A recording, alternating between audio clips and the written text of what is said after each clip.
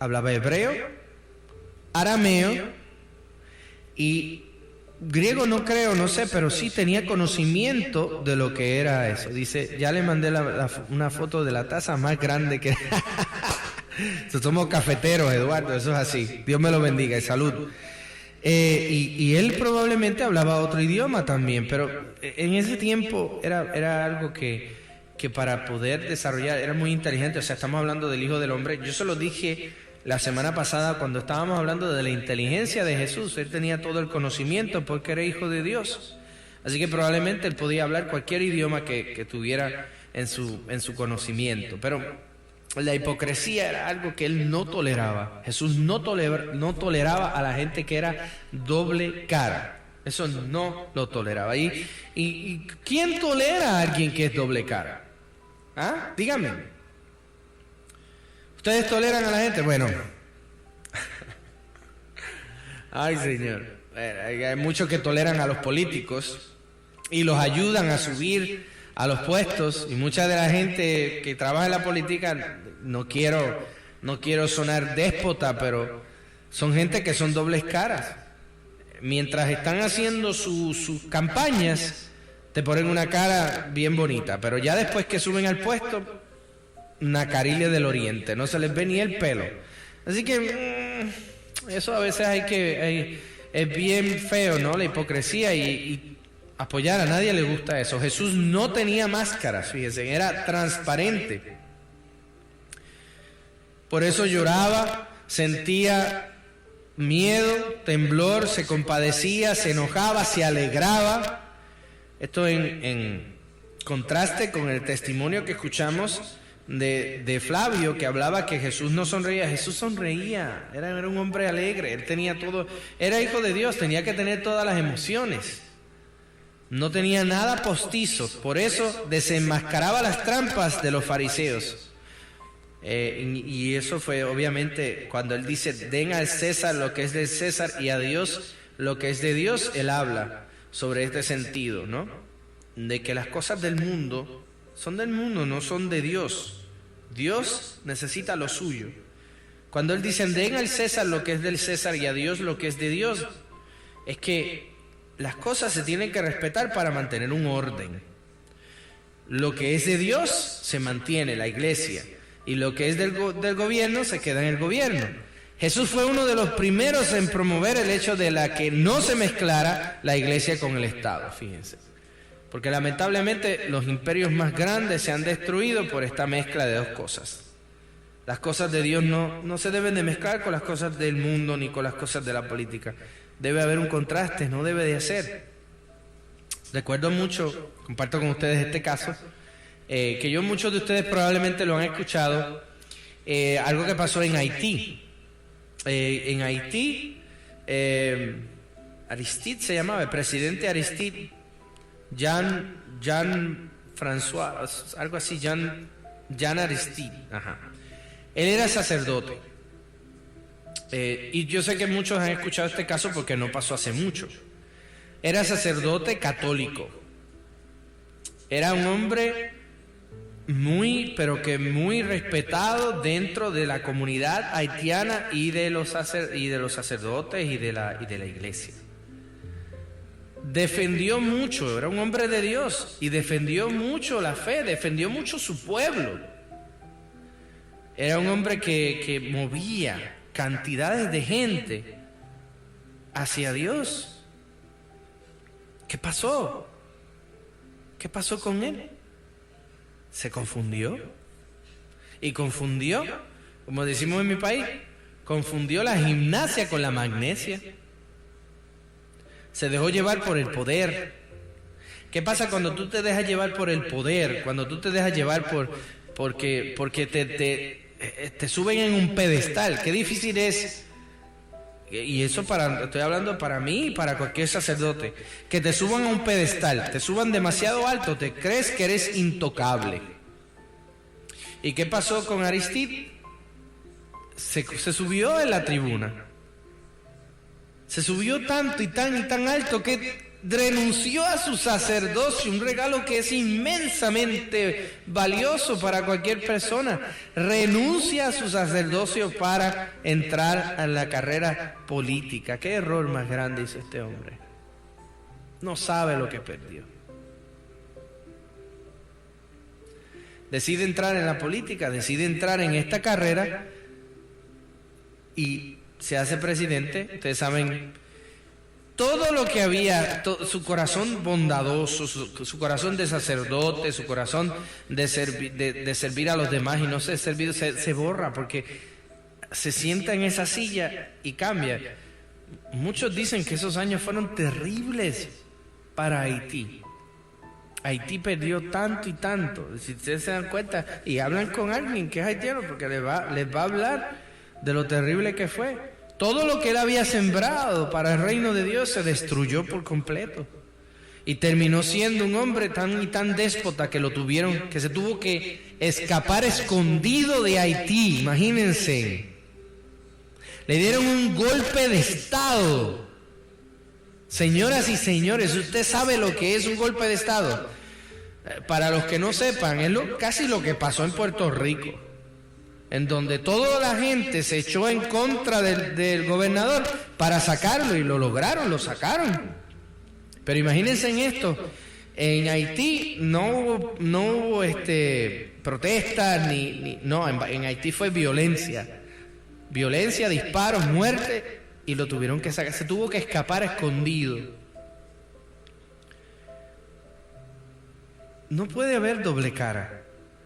Él terminó siendo y todavía sigue siendo uno de los presidentes que lamentablemente nadie quiere saber, nadie sabe dónde están. Perdió toda la gracia. Que Dios tenga piedad de su alma, porque verdaderamente hizo daño. Pero imagínense, escoger algo en donde pierde todo no es una buena selección. Y Jesús nos hablaba sobre este punto. Yo no sé dónde estaba su conocimiento de Dios cuando Él decide escoger algo que es completamente opuesto a lo que Jesús enseñó. Porque Jesús enseñaba la honestidad, la transparencia, no la hipocresía. No ser bueno ante los demás o decidir el gobierno, la política o decidir algo que está completamente opuesto a lo que Jesús nos enseña. De al César lo que es del César y a Dios lo que es de Dios. A Dios le pertenece la salvación de las almas, amar a Dios sobre todas las cosas, servir a los demás, no buscar ser servido. Y ese es algo que nos invita a nosotros a abrir el corazón y a entender lo que significa estar con Él, amarle a Él. Jamás se oyó decir de Cristo que tuvo éxtasis, es decir, momentos en que perdía el control de los sentidos por estar en contacto con el mundo sobrenatural. Nunca se vio eso, pero en esto pues tengo que ser honesto, o sea, recuerden muy bien que en varias ocasiones, en sus 3 años de vida pública, él en varios momentos decide irse, alejarse, lejos de los apóstoles. Hay muchas razones para creer que en esos momentos sí él tuvo que haber tenido momentos de éxtasis y de contacto. Lo que pasó en el momento de la transfiguración probablemente fue un momento de oración tan sublime que el cielo se manifestó por medio de Jesucristo y Dios baja y dice: este es mi Hijo en quien tengo mis complacencias. Escúchenlo, imagínense escuchar esas palabras de Dios mismo, Dios Padre hablando en su poder. Nunca se desconectó del mundo sensible, nunca estuvo fuera de sí, como estuvo San Pablo, Santa Teresa o San Juan de la Cruz, a quienes Dios les concedió estas gracias especiales de estar fuera de... No, él no, Jesús era realista, vivía a la intemperie, vivía... Qué hermoso, ¿no? A veces uno se pone a pensar, el Hijo de Dios pudo haber hecho lo que él quisiera, pudo haber vivido en los lugares más hermosos, pudo haber tenido la protección de las mismas casas donde vivían los apóstoles, pero él no quiso nada. Eso sí, él aprovechaba bastante Capernaum, que es la casa donde se encontraba la casa de Pedro. En ese lugar sí. Y inclusive hay varios testimonios de que en Capernaum, decían que era la otra casa de Jesús. O sea, y si ustedes visitan Capernaum, es hermosísima. Es una casa hermosa, bastante grande, amplia, y el lugar es espectacular, porque está cerca del mar, estaba cerca de todo. Entonces él se quedaba bastante ahí descansaba, como quien dice, se tomaba un break de su evangelización, se tomaba un breakcito, descansaba y volvía otra vez. O sea que, pero tener una casa propia nunca estuvo enfermo. Eso sí, ustedes saben que no hay escritura que digan que estuvo enfermo, pero obviamente con el sufrimiento que él pasó en la cruz fue suficiente. Esto nos demuestra que tuvo un equilibrio orgánico y físico a prueba de todo. Quien anda en éxtasis se siente descoyuntado, molido, con dolores musculares y orgánicos, como pasaba con el Padre Pío, que él, luego de que tenía estos éxtasis o estas luchas que tenía con Satanás, terminaba molido hasta más no poder. Así que hay pruebas de gente que han tenido éxtasis o encuentros, que han tenido problemas y han tenido situaciones así dolorosas, pero no era así con Jesús. Jesús era, muscularmente hablando, una persona fuerte, una persona de mucha fuerza espiritual, era hijo de Dios, vivía en la realidad. Y esa realidad en donde vivía Jesús era muy dura, tanto que le creaba tensión en su misión. Decía Jesús en los evangelios: tengo que recibir un bautismo de sangre. Las raposas tienen madriguera, pero el Hijo del Hombre no tiene dónde poner su cabeza. Imagínense eso. Y toda su misión estaba guiada hacia Jerusalén, hacia su sacrificio y entrega total al Padre. Jesús no fue un idealista ni un soñador. Pisa tierra firme, dice. Denle de comer, y se conmueve cuando hace el milagro a tantas y tantas personas, en donde le da pan y pescado. 5,000 personas, sin contar mujeres y hombres. Y yo esto lo he hablado en otras ocasiones, que yo les he dicho, ¿no? Si habían 5,000 hombres, probablemente habían casi 20,000 personas en ese campo, porque siempre las mujeres son más que los hombres presentes en las iglesias, en las reuniones. Siempre aparecen más mujeres que hombres. Entonces, si habían 5,000 hombres, probablemente habían como unas 20,000 personas ahí. Alimentar a tanta gente, ese milagro fue algo espectacular. Inclusive como él se conmueve ante el dolor de su pueblo, como él se conmueve ante el hambre, la fatiga, dice: denle de comer.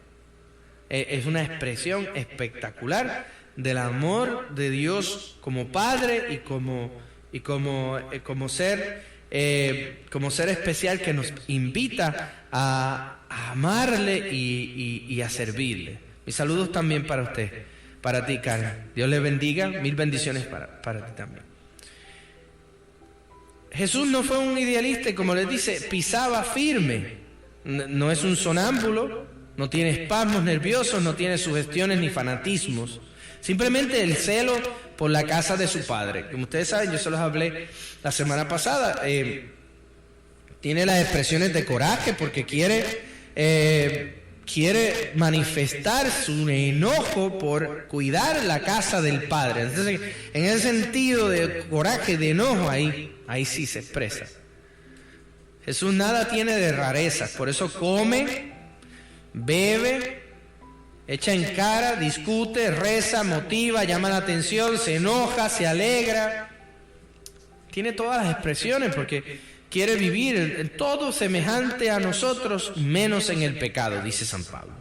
Él fue en todo semejante a nosotros, menos en el pecado. Lo pueden encontrar en la carta a los Hebreos de San Pablo. O sea, Jesús tenía toda su expresión de ser Dios y hombre verdadero. Sus mismas parábolas, las parábolas que utilizaban, que hemos escuchado, que son espectaculares, maravillosas, demuestran este espíritu realista. Así que imagínense qué maravilloso es tener y saber el espíritu realista que tenía nuestro Señor ante tales situaciones, ante todo lo que estaba pasando. Así que imagínense qué hermoso es.